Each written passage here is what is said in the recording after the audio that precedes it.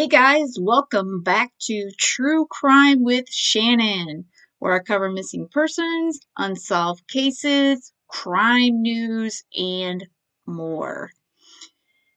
All right, so we're talking about the Idaho Four today, and I got a little collage of the four here. But before we get into the topic of the day, I always like to feature a missing persons poster on the channel. So let me pull up today's missing persons poster. Today's missing person is Gretchen Fleming. She has been missing since December 3rd of this year from Parkersburg, West Virginia. She's 27 years old, approximately 5'1", 110 pounds, brown hair, and brown eyes. It states Gretchen was last seen at My Way Bar in Petersburg, West Virginia, late on December 3rd. She had also been at the front row bar that evening, which is where police recovered her phone and purse. Her family and Parkersburg police are asking for help and concern for her safety. Please contact Detective Zimmerman with any information if you were at either bar that evening, or of course, if you have information on Gretchen location. Again, they're asking you to contact Detective Zimmerman at 304-424-1072, or you could always call 911. Again, if you have any information on this missing 27-year-old out of West Virginia named Gretchen Fleming, please contact law enforcement. So, after taking a couple days off from the Moscow case, there's not been a whole lot of overall development. That said, it's kind of disappointing, in a lot of ways. I know a lot of us are hoping that this case would be solved by year's end, and it still could be. And I know that I believe it was Star magazine, one of those, trashy tabloids that you see at the grocery store. They've said that this case will be solved in 49 days. So apparently they must have a time machine or something going on there. And so they think that the case will be solved, I guess, this week. And I don't know where they get their information from, but I don't know if they've got some kind of, like I said, they must have a time machine. Gotta wonder if it's a DeLorean or if they went with their whole refrigerator thing, or I don't know. Did they go with the phone box? Who knows? Then, of course, I saw over the weekend as well when I went to our local grocery store. I saw the Globe, another classy trashoid. It stated that the crime was committed by a Manson cult. So, just when we think the rumors and conspiracy theories are bad, the tabloids kind of jump into the ring and they can only make it worse, you know? I mean, it's bad enough, and we don't need all that involved. But let's go over some things that I was able to kind of pull up in the case and see where we are. So I'm going to go over some rumors and stuff that the police are trying to debunk. But here's some interesting tidbits and some information that has got me thinking right now. The attack was targeted, local police have said. All right, so early on in the investigation, it was described as a, quote, crime of passion by Moscow Mayor Art Berderig and as, quote, personal by Police Chief James Fry. Do they still think this way? I don't know. Police don't believe the circumstances leading to the attack were random. And officials are also staying silent around whether all of the four victims were intended targets or whether the unaliver targeted one victim, with the rest simply being at the wrong place at the wrong time. So we've all heard Kaylee might have been the intended victim. Maybe Maddie was. Then we've heard no, no, no, no, no. It's neither one of those two girls. It's Ethan. Oh no, maybe it's Xana. Honestly, nobody truly knows which one, or was the house the target? You're going to have to trust on that at this point because we are not going to release Why we think that, Captain Roger Lanier said during a press conference back on November 23rd in response to why officials believe the unalivings were targeted. Okay, now wait, watch. On November 29th, the local prosecutor walked back this claim that the unalivings were targeted, admitting it perhaps isn't the best word to use to describe the brutal unalivings. And then later, Moscow Police Department issued a statement saying investigators do not currently know if the attacks were targeted and accused Mr. Latea of miscommunication. So it seems to me that Moscow PD, and you've also got the prosecutor DA's office there, they don't know if this was targeted. It could be targeted, maybe not. So that kind of helps, right? You know, where one of them targeted, none of them targeted. We don't know. So keep that in your brains and in your thinking. Then we got the unaliving weapon, and I got a little photo of the alleged what they think may be the weapon used. A photo there, thanks to the Google machine. Lataya County Coroner Kathy McMutt revealed that each victim was stabbed multiple times with a large knife, describing their wounds as pretty extensive and revealing that they bled out inside their student home. Police have now revealed that they believe the unaliving weapon was a fixed blade knife and confirmed that they had visited local stores to inquire about any recent purchases. A local store owner previously said that officials had been especially interested in sales of military style K-bar or Rambo knives. So that's going to be that kind of knife right there. Got to do is put K-bar, military knife, into the Google box and kinds of pictures come up. So, is that what this attacker used? I'm going to assume that they know more about the weapon at this point. At least I really hope they do. And then you have the coroner. We can't give too much accolades to the coroner, because they just kind of sign off on everything. It's really the medical examiner in her office or his office that truly would know a lot of details.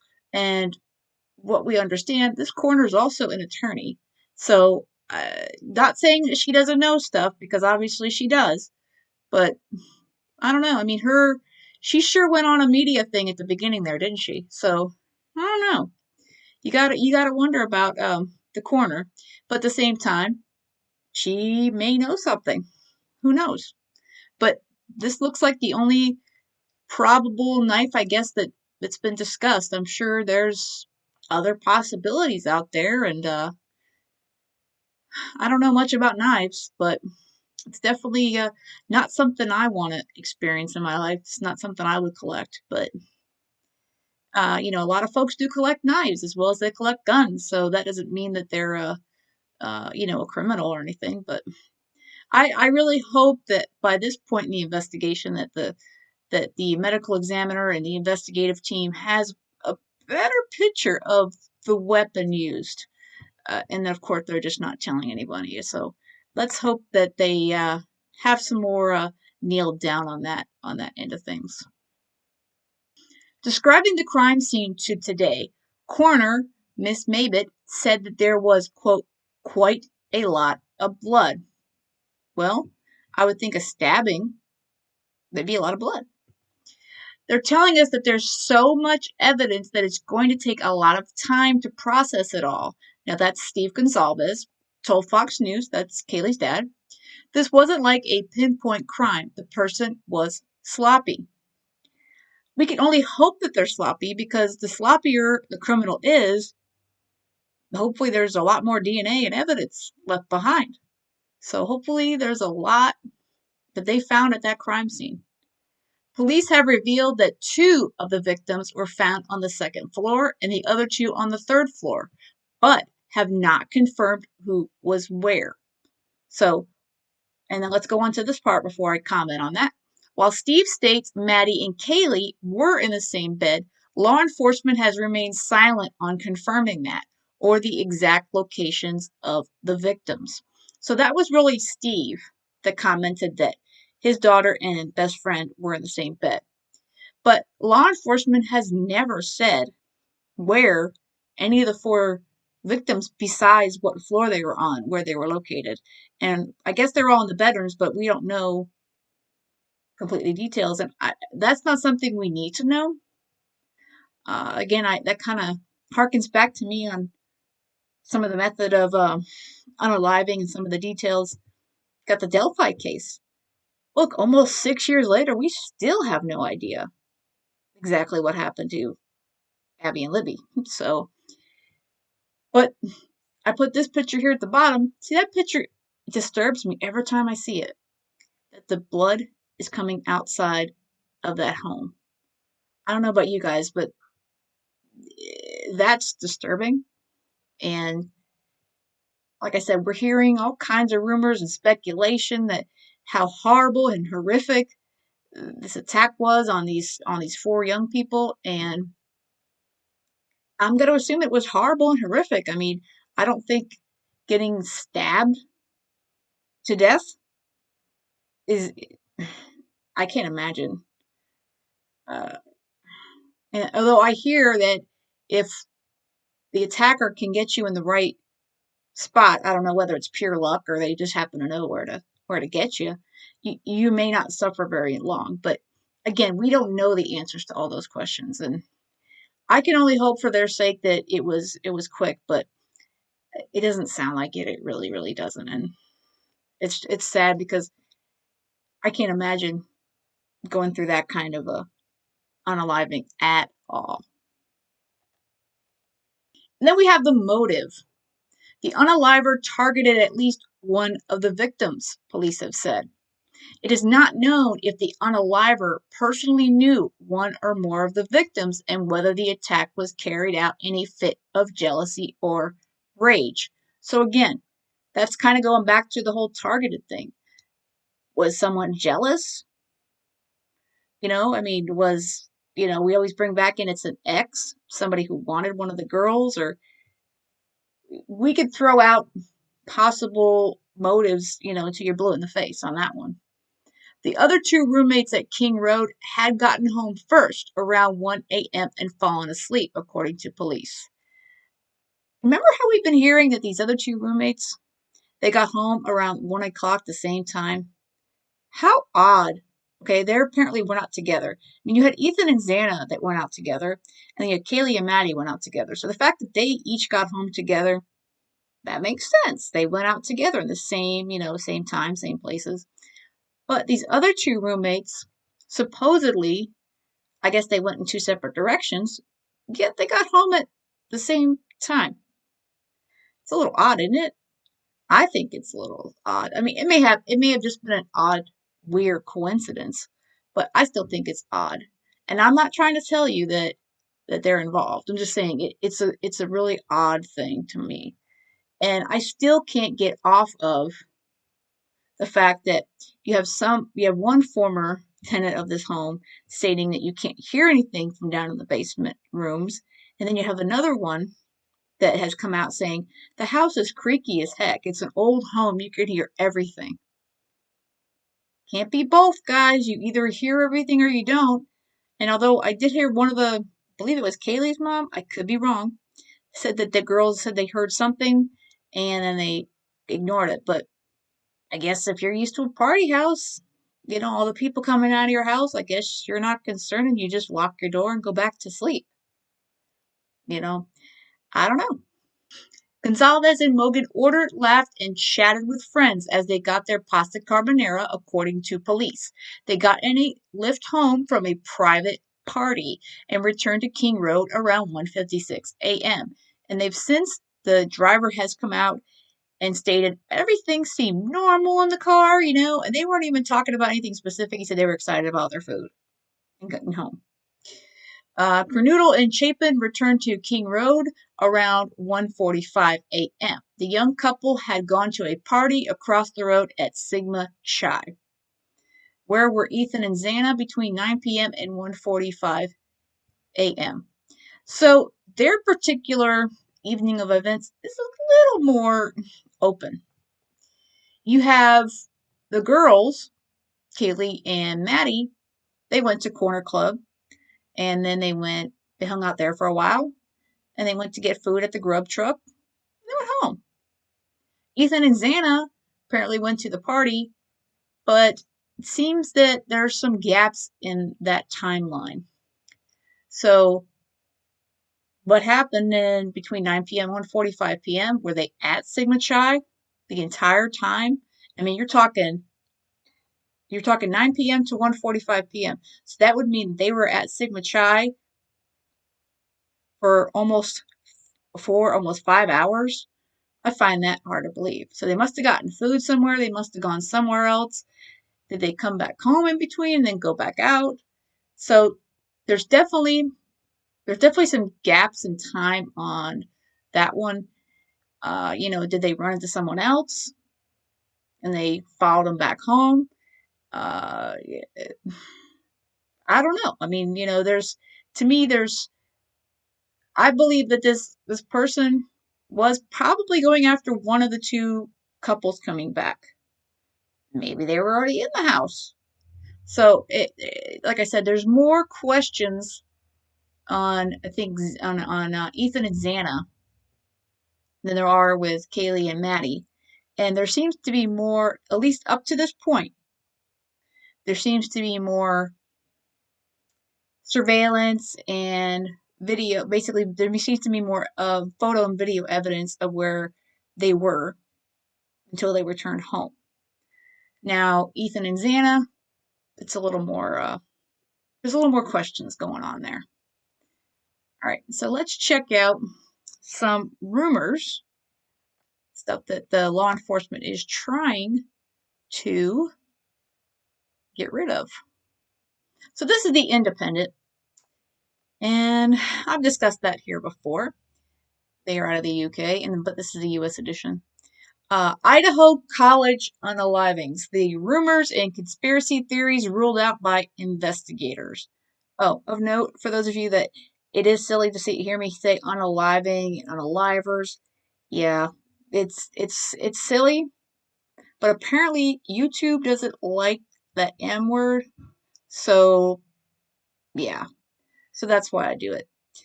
Yeah. So YouTube algorithm and all that, the bots and the checkers and all that sort of stuff, they don't like certain words. And so you got to learn to kind of find other creative ways to get around it. Okay. So again, this is the Independent. And they're stating while officials are remaining tight-lipped about key parts of the investigation, they have debunked several online rumors and ruled out potential ties. So this is what police have ruled out thus far. Victims were not tied and gagged. Moscow police debunked a false rumor circulating online that the 4 victims had been bound and gagged during the brutal attack. Online reports of the victims being tied and gagged are not accurate, the department said in a press release. Autopsies found the 4 victims suffered multiple stab wounds and some of them had defensive wounds. The Latah County coroner said that they were found in bed and were likely sleeping when the attack unfolded. There were no signs of SA. So, I guess the motive was to just attack them and leave. Case is not linked to a 2021 stabbing in Oregon. In a press release on October 23rd, similarities were drawn between the unalivings and a knife attack on a young couple 400 miles away in Oregon. Back on August 13th, 2021, Travis Jutin, 26, and his wife, Jamila Jutin, were woken at around 3 a.m. when a masked assailant broke into their home, entered their bedroom, and stabbed them multiple times with a knife. Travis tried to fight off the attacker but was stabbed to death. Miss Jutton was stabbed 19 times, but miraculously survived, the Marion County Sheriff's Office said at the time, despite Travis's family putting up a $50,000 reward for information leading to the unaliver. 15 months on, the case remains unsolved. Moscow Police Chief James Fry was asked about a potential link between the two cases last week and confirmed that the Oregon unaliving was on their radar and that investigators were probing a possible tie. Jutton's grieving mother, Maya Jutton, told The Independent after the briefing that it gave her hope that his case would finally be solved and said that catching the unaliver of both her son and the slain students in Idaho would be the best Christmas present ever. On Friday, Moscow police then ruled out a possible connection, saying that while these cases share similarities, there does not appear to be any evidence to support the cases are related. Well, that's disappointing for that family. No connection to 1999 stabbing. Police have also said there's no evidence to suggest the Idaho unalivings are connected to a double stabbing in Pullman, Washington, back in 1999. In that incident more than 2 decades ago, 2 female Washington State University students were attacked by an assailant with a knife while they slept. Both victims survived, and one of the women's ex-husbands was convicted of carrying out the attack. Wow, see, that's disturbing. Okay, body cam footage from near crime scene not linked. In the 4th week of the investigation, authorities sought to dispel rumors around body camera footage from a separate incident on the night of the unalivings. Video circulated on social media showed a Moscow police officer speaking to individuals less than a mile away from the off-campus home where Gonzalez, Mogan, Kernodle, and Chapin were stabbed. The interaction, which police said stemmed from an alcohol offense, took place just before 3 a.m., putting it right up against the 3 a.m. to 4 a.m. window in which the students were thought to have been unalived. The video drew rampant speculation online, especially in prolific Reddit communities, due to both the timestamp and the fact that a white vehicle was seen in the background. On Wednesday, investigators announced they are seeking details about the owner of a white Hyundai Elantra seen near the crime scene in the early morning hours on the day of the unalivings. But Moscow police have since shut down speculation around the video, telling The Independent on Thursday that the incident on the body camera footage is in no way connected to the unalivings, and the white car in the background is not the same one they are seeking information about. Investigators are aware of the white vehicle in the body cam footage, and it is not the vehicle investigators are seeking information about, a spokesperson said.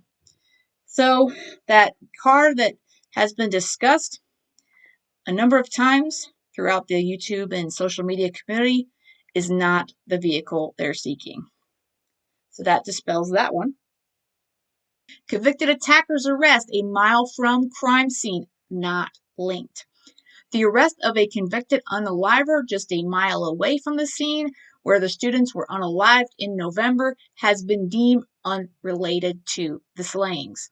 The man, 39-year-old James Leonard, is not considered a suspect in the brutal stabbings last month, Moscow police have said. Leonard was arrested on December 7th on battery charges for allegedly beating his wife and underage daughter before injuring himself with a knife, a criminal complaint obtained by Fox News Digital revealed. Leonard, who was convicted of a fatal shooting in 2007, is also being legally represented by Latta County Coroner Kathy McButt, who went on national television to reveal that Mogan, Gonzalez, Kernodle, and Chapin were likely sleeping when they were unalived. Moscow PD told Fox that the 2 investigations in the usually safe town of just 25,000 are not linked in any way. Okay. But is anyone else still disturbed by the fact that the Latta County coroner is also an attorney now representing another unaliver? I don't know. It bothers me. I think it's a little conflicting, don't you think? Skin pet dog incident not linked. In the days after the unalivings of the 4 students, it emerged that a couple living nearby had found their pet dog skinned and filleted not long before. Owner Pam Colbert said that her mini Australian Shepherd dog was butchered just 3 miles from the home where the students died. The incident was reported to Latah County Sheriff's Office, which passed the information on to Moscow police.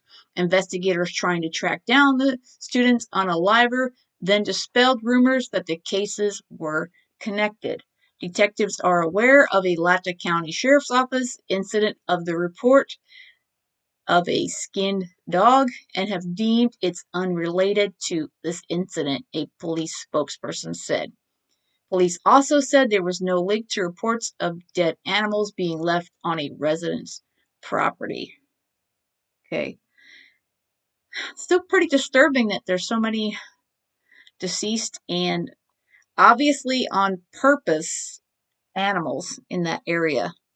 I don't know, to me that's disturbing, and that I'm not just saying that as an animal lover, but generically, that's never a good thing. And I don't know, where you got dead animals, and then you got attacked humans. It's not a good thing. No connection to February death in Moscow. Investigators have ruled out any connection between the unalivings and a February 2022 overdose death. On Monday, Moscow Police Department said in an update that authorities had received several questions about the death on Baker Street 9 months prior to the quadruple unalivings. The Latah County Coroner's Office has confirmed the death was due to an overdose and the case is not related to the ongoing unaliving investigation, police said. Red Mustang not connected to the unalivings. Investigators have revealed that a red Mustang left near the crime scene is not connected to the unalivings of the 4 students. On Monday, police acknowledged online reports of a red Mustang on South Deacon Street being processed as part of the unaliving investigation. The department debunked the rumors, saying this information is not accurate and the vehicle is not connected to this incident. The Mustang became the focus of much attention on Reddit, with one user saying, yesterday, November 25th, I took a screenshot from the Idaho Unaliving Facebook group of what appears to be a red Mustang convertible being searched by a forensic team. It added the original image and thread were removed from the Facebook group due to disagreements on whether or not the image showed a forensic team or a group of people fixing the car. Okay, so that one is not connected either. So this was really good. This particular article from the Independent kind of gives us some stuff to, cross off the list. Don't need to look into that anymore. Obviously, nothing is completely off the table, I suppose, until the attacker or attackers is arrested, taken into custody. But in the meanwhile, that's dispelling some good rumors and conspiracy theories. So I think good on the Moscow PD and the team on this case to at least try to dispel some of the rumors as much as they can in this case. All right, and then this one has been floating through the web and through the Facebook groups and all that. So this is a surveillance, image off of the surveillance video. I believe that the original surveillance video itself, which I do not have, was obtained by another YouTuber online creator named Plunder. So this screenshot I'm going to assume is off of that particular FOIA request. So here we have on the left circled, you've got over there is Kaylee and Maddie, and the timestamp, of course, at the bottom. So this was on November 13th at around 1:32 a.m. Now, if you look who they're speaking to, there's some talk about who they're talking to, and I'll show you guys another photo of, in comparison, you can decide for yourself. And then, of course, these 3 over here to the right, there's also some talk about who these folks might be. But let me pull up the first comparison here. So This right here on the right is a highly zoomed in from that surveillance screenshot. And this on the left is a picture of Jack, the ex. So Kaylee's ex. Folks are speculating that this is one and the same, that they're talking to Jack at Corner Club. So what do you guys think? It definitely looks like Jack, or someone who really, if not, it's not Jack, it's someone who sure as heck looks like Jack, don't you think? Again, this is just, it's a probability. So it's allegedly people think it's Jack. And let me pull up the last one here. And I'm gonna have to pull this further up. It's kind of hard to pull up here on the screen. So they're saying in the other screenshot, I'll re-pull that up again here, that there's a gentleman that's also by the door, and then there's a gentleman sitting, and then of course we have down here we got Jack. Well, allegedly, imagine me doing air quotes, Jack. So they're stating that this sitting here is Adam. That's probable, considering it's the corner club and he was working. So that particular possibility I can go with. And then they're saying that this guy in the hat on the top photo is potentially Chief Fry. I don't know about that. That to me is, I don't know. So I'll let you guys decide on that one. Let me pull up the first screenshot again. So here's the original screenshot again. So I'll let you guys be the judge. Do you think this fellow right here by the door with the black cap on, could that be Chief Fry at the Corner Club dive bar the night before the crime? I'm a little sus on that one. And they're saying this guy sitting in the corner is Adam. And of course, the top circle here to your top left, that looks like Kaylee and Maddie talking to someone who resembles Jack. So I'm gonna let you guys decide what you think, and let me know what you think in the comments. Let me pull up the Jack one again so that way you guys can see. All right, so this is a Jack compare. Well, the allegedly, supposedly, maybe Jack, or Jack's clone or doppelganger. So let me know in the comments. Do you think that that's Jack or his doppelganger? Let me know. I'm thinking it's pretty darn close, but that means that Jack was at the corner club that night, and we hadn't heard that before. So it's definitely something to think about.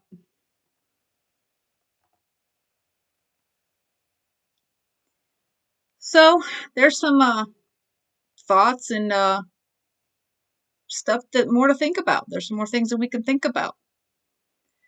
I don't, again, I don't know. Like I said, there's a lot of rumors and speculation, and heck, the tabloids are having a ball with it too. So I don't know. I mean, there's definitely a lot more rumors, I think, than truth lingering out there. So as always, I'm curious of your thoughts, and like especially of that surveillance screenshot, and if you've seen the video. Do you think that that's Jack, or like I said, the possibility that the guy sitting at the corner is Adam? I think that's the most probable of all of them, because that is the corner club and he was working that night, and that's been confirmed. However, the whole Jack thing, maybe, I'm in the middle on that one. And then they say that's potentially Chief Fry. That's the one I least buy. But, you know, anything's possible, you know. So, yeah. And I'm going to keep up the stuff here and let you guys know if we hear anything else. Again, I really do hope that this gets solved sooner than later. I think it will. Sadly, we just don't know when. hopefully the law enforcement team of Moscow PD and state police and FBI have a lot more, up their sleeve than we are aware of. And we'll know soon. And for all we know, the Stars got a time machine and they're right. It'll be solved this week. Wouldn't that be something? All right, y'all. That's all I got for this one. I hope you have a great rest of the day. Make sure you hit that like button, that little thumbs up on your way out. And if you haven't subscribed to the channel yet, I would love it if you would. That would be great.